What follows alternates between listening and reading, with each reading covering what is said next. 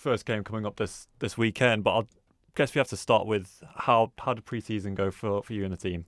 It's been good, yeah. It's obviously if I go back 2 months ago, and I was looking at pre-season and I had 10 million ideas racing around in my head of what I thought it was going to look like and what I wanted it to look like.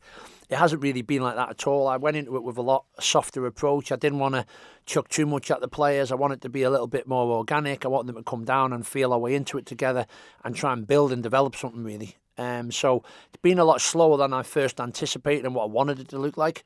And the lads will find this hard to believe, but I've been much softer with them.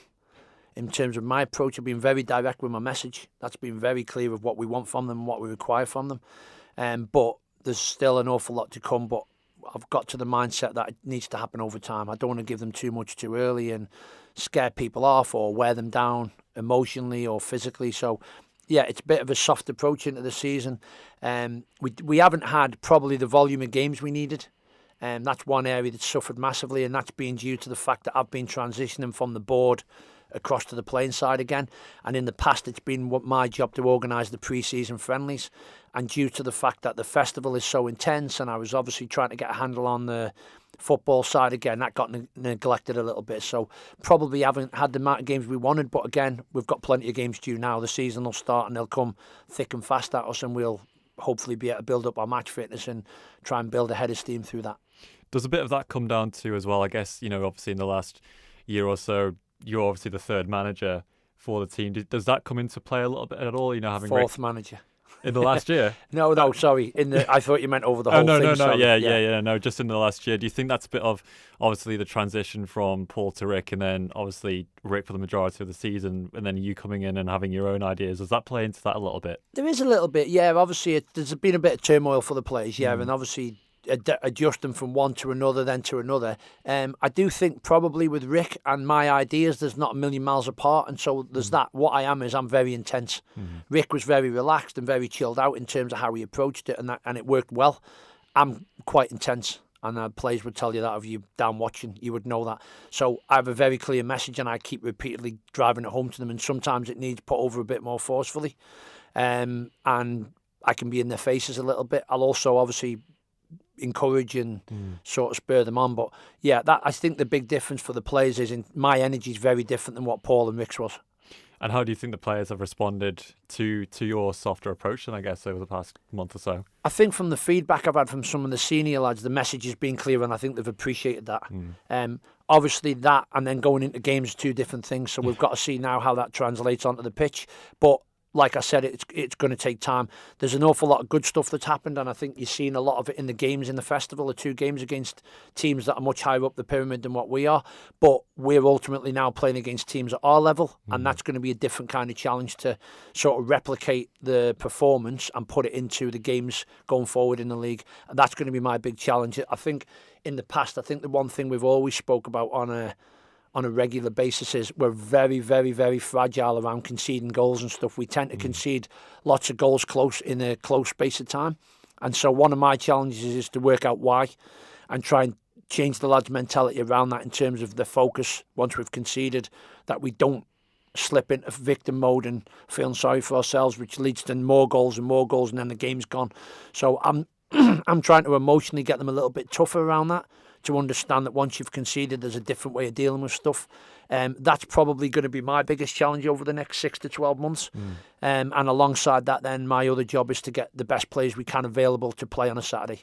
It's interesting you mentioned that, actually, because coming into this game, was one of the things I noticed was last year against FC St Helens at home was obviously the team took the 2-0 lead, came out in the second half, and it was 2-2 within the space of about 10 minutes. Does that kind of thing show the challenges coming into the season? And does FC St Helens and then, I guess, pose quite a good challenge for you coming into? Yeah, I mean, listen, every team's going to pose a good challenge because at this time of the season, every team in our league will have aspirations to get in the playoffs or be promoted. That's the reality of it. And everyone starts off with a lot of vigour. And no matter who you play, the games will be close, they'll be physically, they'll be aggressive, the tempo will be high. And it's about momentum and habits, having good habits with and without the ball. And trying to build momentum. Momentum is key in this league. If you get on a little run of games, 2 or 3 games winning, you start winning games you don't deserve to to win. But the same's true the other way. If you've got a negative mindset and you get into a bit of victim mode, which we've been guilty of in the past, you can easily go into games and dominate the whole 90 minutes and coming away having lost 3 or 4-0. And so it's this stage of the season is vitally, vitally important to try and sort of like keep the focus on the correct areas, but also hopefully a little bit of luck along the way as well to get us up and running. And then, going further into this weekend's game as well, how much preparation have you been able to do, I suppose, for St Helens coming into Saturday? We haven't done anything with regards to what they are, and the problem with our league is you never know what any team is going to have. Like, teams change their managers so much in the season, and literally on cue, every player will leave, and you'll have a whole new set of players come in. So, because it's the first game of the season and no one's up and running, and it'll be hard to get hold of footage from any of their pre-season games and stuff.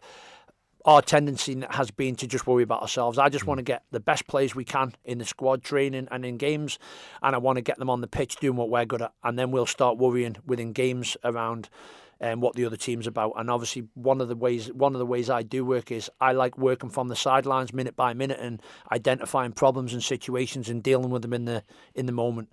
Other managers like to prepare and know exactly what the other team are doing and try and counteract what their threats are. There won't be very much of that from me. As the season develops, it might change a little bit, and you know a little bit more about the teams you're up against and who's doing well in the league that season and who the main goal scorers are and the main threats are. You develop that knowledge, but I like working from the sidelines to worry about what we're good at and get us functioning properly. And then within games, we'll see what the opposition's threats are and try and deal with them in the moment. I mean, do you think, flipping that around as well, do you think that could actually be your advantage coming into the game, that St Helens will not be too sure, I suppose, what you're going to look like come Saturday? Yeah, completely. It works both ways, doesn't it? I mean, they're going into the game, they don't know much about us. We've had quite a lot of new lads come into the squad, and we've just been able to make 2 more additions, hopefully in the last couple of days. They're hopefully going to be a big surprise for people, and it'll be a massive benefit to us. And no doubt the fans will get to see these players on Saturday. They won't know anything about them players because they've never played for us before, as have 2 or 3, 4 others that have come in this season that have been playing in the team. So, yeah, there's going to be an element of surprise for the other teams because they don't know anything about these players. We've got to turn that to our advantage, though. It's all good and well having new players, but that brings its own set of problems and understanding the league and how the league works and what the requirements are. So, listen, there's pros and cons to everything. It's exciting. It's a new season, first game. We want to get off to a flying start. Everyone's full of optimism, and pre-season's been very positive in so many aspects, but like I said, there's still so much to work at and develop and move forward on the journey together, and hopefully come Saturday it'll be the start of something positive. Amazing. You mentioned there you've got some new players added to the squad. Could you give us a little bit of a hint of who they are? Yeah, we've got a couple of lads come in there. So hopefully Thomas Brown is going to get involved with FC Alman for the first time ever. There's been so much talk around Thomas. I've had a discussion with him this week, and he's going to come down and give it a little go and see what he thinks of us and we think of him, and vice versa. We'll see how that plays out. And another one who we've just signed today, which is going to be really, really helpful and massive, massive advantage to us, hopefully, will be Freddie Donahue. Okay. He's obviously been released from Carlisle, and he's looking for a club, and while he's looking for a club, we've agreed that he's going to come down and train and play in the games for us, and it'll help him keep his fitness up so that he's sharp and ready to go when the opportunity does arise. And his experience and his background will hopefully benefit us in a massive way in terms of his quality, his physicality, his mental strength that he'll bring with him. We played against him in the weekend of behind closed doors friendly for the FA, and he's got exactly what we need in our team, and he's the kind of person that could become a leader very quickly. But like I said, he could also disappear very quickly as well, on the basis he is looking for a full-time club. So, and in that kind of sense, you don't want to rely on him too much, but he's a great addition to have coming into the start of the season. Yeah, I think it's important to bring these players into the environment. Yes, you bring them in as players and they're going to perform, but I just think bringing someone like Freddie into the group, I just think it gives everybody a massive boost where he's come from and that background. We've obviously had it in the past with Dean Pinnington when he come back from Wigan. They just bring a different mentality to training, to games, to how they prepare, and all the little bits that come around it. I just think the lads, there's so many things the lads can learn off maybe Freddie being around. And hopefully that mainly will be on the pitch, in his performances, in leading by example. And then obviously you mentioned Thomas Brown there as well, one of the stand-up players, I suppose, in the last few seasons on the domestic side for the Isle of Man.